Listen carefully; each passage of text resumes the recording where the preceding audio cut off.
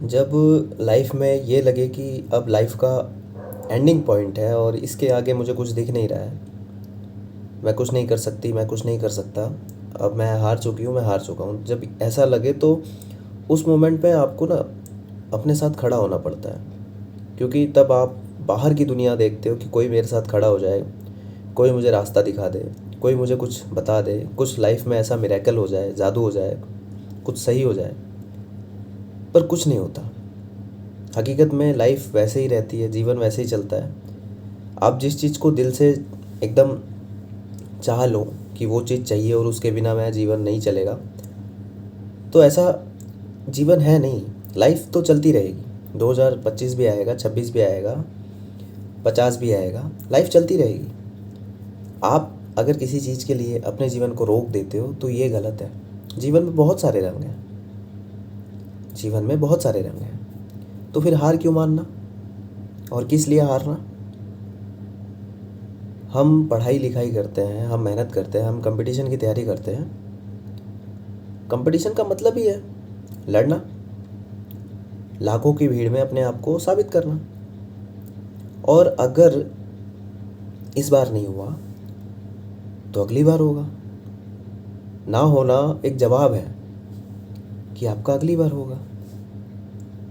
पर अपने आप से आपको कमिटमेंट बनानी पड़ेगी, अपने आप से आपको सच से रूबरू कराना पड़ेगा, हकीकत को मानना पड़ेगा कि आप अभी इस समय हार चुके हो, लेकिन ये पूरा मैच नहीं हारे हो। अगले मैच में आप फिर कम बैक करोगे। बिना कम बैक किए लाइफ में कुछ नहीं होता। अगर आप उस हारे हुए एक सिंगल मैच को लेके बैठे रहोगे तो लाइफ की बीती हुई चीज़ें आपको याद आएंगी। किसी से आप बहुत प्यार करते थे, उसकी शादी हो गई, उसने शादी कर ली कहीं, आपको वो दुख दर्द ज़िंदगी भर झेलना पड़ेगा। लेकिन अगर आपने उस चीज़ को दिमाग पे नहीं चढ़ने दिया और आगे निकल गए, रीस्टार्ट किया अपने लाइफ को, तो आपको एक टाइम पे आके लगेगा मजाक ही था यार, क्या ही वो इंसान था, बकवास, आथू। अभी ठीक है, अभी जो मेरे पास है वो बिल्कुल परफेक्ट है, बिल्कुल अच्छा है। अच्छा हुआ यार उसका हो गया, नहीं तो फिर तो मैं नरक वाली ज़िंदगी में जी रहा होता। समझे। रीस्टार्ट करने पर जीवन में ये सब मिलता है।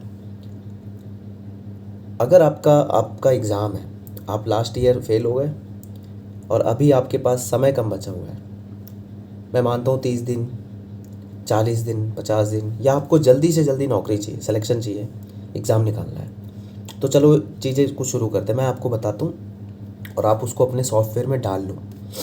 सबसे पहली चीज़, लाइफ आज से पहले जो भी थी वो थी, उसमें आपकी कोई गलती नहीं है। ज़िंदगी को आपने ऐसा नहीं बनाया, वो ज़िंदगी ऐसी थी, कल तक, आज तक ऐसी थी, और उस पर मेरा कोई हक नहीं था। लेकिन आज के बाद जो ज़िंदगी होगी वो मेरे शेड्यूल के हिसाब से होगी। मुझे पता है कि कल क्या होगा, मैं जानता हूँ कि कल क्या होगा। अगर इस तरीके से आपने शेड्यूल किया, कमिटमेंट किया कि कल मैं ये करूँगा, परसों मैं ये पढ़ूँगा, ऐसा कोई फिक्स नहीं है, हम भगवान नहीं है कि कल हमारे साथ क्या होगा ये हमें पता है, लेकिन कल हमें क्या करना है ये तो हम फिक्स कर सकते हैं ना। अनएक्सपेक्टेड ज़िंदगी अगर आप बना रहे हो तो फिर आपको दुख दर्द मिलेगा ही, आपका पढ़ाई में मन लगेगा नहीं, आप कोई भी काम सोचोगे वो पूरा होगा नहीं, जीवन अच्छा बनेगा नहीं, एक डम वाली ज़िंदगी जीना शुरू कर दोगे कि जो होगा देखा जाएगा, करते रहेंगे करते रहेंगे। तो ऐसे एग्ज़ाम नहीं निकलते हैं। एग्ज़ाम को निकालने के लिए आपको कल के बारे में आपका पता होना चाहिए कि कल भी आप इसी लाइब्रेरी में थे और कल आने वाला में भी आप इसी लाइब्रेरी में होंगे। किस किताब के साथ होंगे, किस चैप्टर के साथ होंगे। तो आज से पहले जो भी हुआ भूल जाइए। टेंशन कल का सोच के, एग्ज़ाम का सोच के, नौकरी का सोच के, पैसे का सोच के, घर फैमिली परिवार का सोच के ख़त्म करो। मरे थोड़ी ना हो, ज़िंदा हो। एलिजिबिलिटी थोड़ी ना ख़त्म हुई है, कोई आपका कुछ छीन के भाग थोड़ी ना गया है। अभी भी आपके पास मौका है। आज दोनों हाथ खोल के देखो, मौका है आपके पास, अभी भी समय है, उखाड़ सकते हो कुछ भी। अगर ठान लो कुछ भी उखाड़ सकते हो। लास्ट 30 दिन, 40 दिन, 50 दिन, 60 दिन, 90 दिन, 6 महीना आप उखाड़ सकते हो। बस अपने पे विश्वास करो। कैसे उखाड़ोगे? लिख डालो। अभी एक डायरी लो, एक कॉपी लो और लिख डालो कितने दिन बाद एग्ज़ाम है, किस चीज़ का एग्ज़ाम है, और ये मेरे जीवन का एक ऐसा एग्ज़ाम होगा जिसके बाद शायद मैं दूसरा एग्ज़ाम ना दूँ। इस तरीके से। अब क्या लिखना है, क्यों लिखना है, कैसे लिखना है, वो सब आपके ऊपर निर्भर करता है, क्योंकि करना आपको है। करना आपको है। अगर आज तक कुछ नहीं पढ़ा, आज तक पढ़ने में मन नहीं लगा और अगले 40-50 दिन 60 दिन में आपको कुछ ना कुछ करना है, कम बैक करना है, सिलेक्शन लेना है, मम्मी पापा को दिखाना है कि मैं पढ़ रहा था, वाकई में मैं मेहनत कर रही थी, मैं मेहनती लड़की हूँ, मैं कर रही थी, मैं चाहती थी कि मुझे नौकरी मिले और आपको नौकरी मिल भी गई, तो उसकी शुरुआत आज अभी इस वक्त। आप ये मत सोचो कि बहुत सारा पढ़ना पड़ेगा, बहुत सारी किताबें कवर करनी पड़ेंगी, सिलेबस नहीं हुआ, ये नहीं हुआ, कुछ मत सोचो। ओनली वन ये चीज़ सोचो कि एग्ज़ाम में क्या पूछा जाता है, उसके अनुसार आपको पढ़ना है। आप पूरा सिलेबस नहीं कर सकते, कभी भी किसी का पूरा सिलेबस नहीं होता, लेकिन जैसे मैं बताता हूँ कि अगर आपको कोई मूवी दिखाई जाए तो लाइन बाय लाइन वो मूवी कोई दोबारा नहीं सुना सकता कि किसने क्या डायलॉग बोला, उसकी स्क्रिप्ट पूरी की पूरी कोई नहीं बता सकता कि किस एक्टर ने, किस किरदार ने कौन सा क्या बोला, कैसे बोला, लेकिन उस मूवी में क्या हुआ शुरू से लेके एंड तक, किसने क्या किया, किसने क्या बोला, हीरो कौन था, हीरो का मुख्य कारण क्या था उस मूवी का, वो अगर मैं पूछूं तो कोई भी बता देगा। तो इसी तरीके से आपको अपने सिलेबस को भी देखना है। आपका सिलेबस एक मूवी है और आप चाहते हो कि उस सिलेबस का एक स्क्रिप्ट आपको याद हो जाए, वो कभी नहीं हो सकता। चाहे उसके लिए आप पूरा साल लगा दो, पूरे 2 साल लगा दो, वो स्क्रिप्ट कभी याद नहीं होगी, लाइन बाय लाइन कभी याद नहीं होगी। जिनका एग्ज़ाम निकलता है वो भी उसका सारांश उनके मन में याद होता है बस।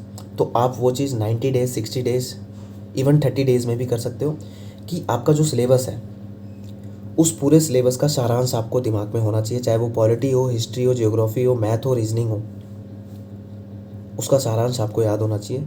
इवन मैथ रीजनिंग में भी मैं कह रहा हूँ, अगर मैथ में एक चैप्टर है time and work, height and distance, trigonometry, तो उसकी आत्मा आपको याद होनी चाहिए कि उस चैप्टर में बेसिकली है क्या। ऐसा नहीं है कि उस चैप्टर का ए से लेके जेड तक आपको पूरा रट लेना है, नहीं हो सकता, लेकिन उसके मुख्य किरदार क्या हैं इतना तो हो सकता है। हर चैप्टर के 20 सवाल अगर आप लगा लेते हो तो मुख्य किरदार से आप रूबरू हो जाओगे। तो क्या 20 सवाल आपके लिए भारी हैं हर चैप्टर के?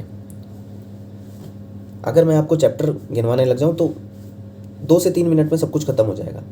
मैथ में 22 से 25 चैप्टर, रीजनिंग में 22 से 25 चैप्टर, उसके बाद आपका हिस्ट्री, पॉलिटी, जियोग्राफी, इकोनॉमिक्स, उसके बाद 12 महीने का करंट अफेयर, जनवरी, फरवरी, मार्च, अप्रैल, मई, जून, जुलाई, अगस्त, सितंबर, अक्टूबर, नवंबर, दिसंबर, जनवरी 2024 से शुरू करना है।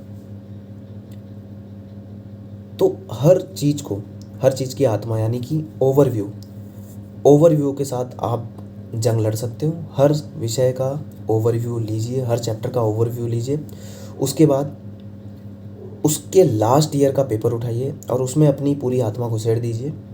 लास्ट ईयर जितने भी पेपर आपको मिल जाएं, जितने भी अवेलेबल हैं, चाहे वो 200 क्यों हो, 500 क्यों हो, 1000 क्यों हो, आपको सारे पेपर दिल से लगाने हैं और फिर आप देखोगे जादू।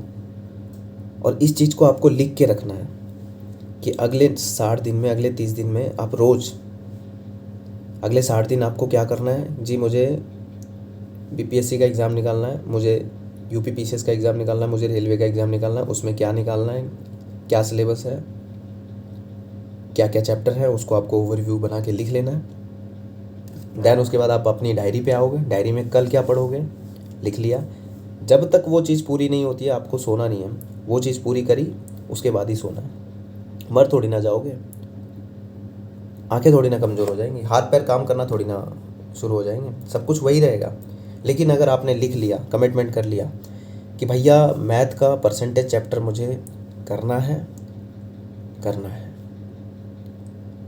जीएस में, करंट अफेयर में जनवरी 2024 पूरा पढ़ना है तो पढ़ना है। अब इस चीज़ को चाहे 5 घंटे लगे, चाहे 6 घंटे लगे, चाहे 4 घंटे लगे, मैंने करना है, देन सोना है। अगले दिन ये करना है, सोना है, ये करना है, सोना है। जो आपने पूरा का पूरा लिखा है उसको आपको अगले 30, 60, 45, 90 जितने दिन का आप बना रहे हो उसके साथ उसको बांट देना है। और धीरे धीरे धीरे धीरे जब ये चीज़ हफ्ते 10 दिन, 20 दिन, 21 दिन होगा तो आपको एक चीज़ फील होगी कि हाँ, कुछ तो चेंज हो रहा है, कुछ तो बदल रहा है, मैं कुछ कर सकता हूँ। फिर इसके साथ आपको खुद से समझ में आएगा कि मुझे प्रैक्टिस कैसे करनी है, मुझे टेस्ट कैसे लगाना है। आपको खुद से समय मिलेगा। शुरुआत में 100 क्वेश्चन करने के लिए 5 से 6 घंटा तक लग जाएगा आपको, लेकिन वही 15, 20, 25 दिन बाद आप वही 100 क्वेश्चन 90 मिनट में, 100 मिनट में करोगे। ऐसा इसलिए होता है क्योंकि जब आप प्रतिदिन मेहनत करते हो तो आपको डबल तिबल 4 टाइम्स 5 टाइम्स की गति से आपको वो चीज़ सीखने में आती है। आपका समय कम लगता है। लेकिन हम लोग हारते क्यों हैं? सब लोग चाहते हैं कि अभी मैं पढूं तो और अभी के अभी मुझे रिजल्ट आ जाए, अभी के अभी मैं सीख लूं, अभी के अभी मुझे दृश्य आने लग जाए कि मेरा एग्ज़ाम निकल जाएगा। नहीं होगा, बिल्कुल नहीं होगा। लेकिन यही कंटिन्यूटी बनाए रहोगे, अपना टारगेट लिख लिख के करोगे कि कल मुझे ये करना है, ये पढ़ना है, ये पढ़ना है, डेडिकेट होकर उस चीज़ को पूरा भी करोगे, तो 2 हफ्ते 3 हफ्ते के बाद आप बहुत ऊपर चले जाओगे। मतलब अपने गोल के इतने करीब हो जाओगे कि फिर वापस नहीं आ सकते। पर इस चीज़ को आपको कंटिन्यू रखना है। तो मेरी बातें आपको समझ में आई? ज़िंदगी में सब हारने के लिए बने हैं, सबके सब हारते हैं, एवरीवन। जीत क्या होती है पता है? जब आप अपने दिल से मेहनत करते हैं, दिल से, चीज़ें आए या ना आए, पागलों की तरह सब कुछ भूल के, सब कुछ छोड़ के दिल से मेहनत करते हैं और उसके बाद जो सुकून मिलता है वो है असली जीत। अब दिल से मेहनत कैसे करी जा सकती है? जब आप एक सही सोर्स में हो। सोर्स जब बहुत सारे बना लिए जाते हैं तभी वो ब्लंडर होता है। आप लोगों के सामने ये जो थॉट आते हैं वो क्यों आते हैं? क्योंकि आपने बहुत सारी वीडियोस देख ली है। किसी वीडियोस में ऐसा बोला जाता है कि लोग, बच्चे भटके हुए हैं, उनके पास राइट सोर्स नहीं है, किताबें नहीं है, इसलिए वो उनका 6 साल लगता है। ऐसा कुछ नहीं है। हर इंसान वही बेसिक चीज़ उसको पता है कि लूसेंट जीएस की पढ़नी पड़ती है, किरण पब्लिकेशन की मैथ पढ़नी पड़ती है, रीजनिंग पढ़नी पड़ती है, इंग्लिश के लिए नीतू मैम की केडी कैंपस वाली किताब पढ़नी पड़ती है, साइंस के लिए एनसीईआरटी 9, 10 की पढ़नी पड़ती है और प्रीवियस ईयर लगाने पड़ते हैं। बस यही है। लेकिन इन्हीं सब चीज़ों को इतना उलझा दिया जाता है कि इंसान कुछ नहीं कर पाता। बैंक के लिए हमें अर्थमेटिक करना पड़ता है और फिर बैंकिंग के सारे पुराने पेपर लगाने पड़ते हैं, स्पीड बनानी पड़ती है, बस यही लेकिन इसमें इतनी भ्रांतियाँ बनाई जाती है कि बच्चा भ्रमित हो जाता है। फिर उसको लगता है कि कुछ खुफिया चीज़ है, कुछ ऐसी चीज़ है जो इन टीचर के पास है, इनके कोर्स में है। ये क्या है? ये जो मैं किताब लाया लूसेंट पुसेंट, ये क्या है? इससे थोड़ी ना आता है। पर हकीकत में उसी से आता है बच्चे। उसी लूसेंट की किताब से सारे के सारे जीएस के प्रश्न आते हैं। सारे के सारे का मतलब है उतने प्रश्न आते हैं जितने से आपका सिलेक्शन हो सकता है। उसी लूसेंट से आपको स्टैटिक्स, जिसको बहुत डराया जाता है, ये है वो है। उसी स्पीडी कंपटीशन वाली मैगजीन से करंट अफेयर सारे के सारे आते हैं। बस बुद्धि खोल के, आंखें खोल के देखने वाला होना चाहिए। मन को शांत करके, दिल को शांत करके, कमिटमेंट करके, विश्वास करके कि बस अब और नहीं सहन होता, बस और नहीं सहन होता, बस अब ये आखिरी है, इसके बाद अपना जीवन बदल लेना यार। रोज़ पापा वही कपड़े पहन के फैक्ट्री जाते हैं काम करने। हर त्यौहार में मम्मी यार वही साड़ी पहनती हैं, वही 2-3 साड़ी हैं उनके पास यार। हमारे घर में पता नहीं कितने साल हो गए कि धनतेरस को हमने कुछ ख़रीदा नहीं यार। वही 10 रुपये का चम्मच ले आए, झाड़ू ले आए। नहीं यार, अब नहीं। जब ये वाली चीज़ें दिमाग में, दिल में चढ़ेंगी तो अपने आप आपको समझ में आएगा। आगे मैं और कुछ नहीं बोलूँगा आज के लिए। Best of luck. Thank you very much.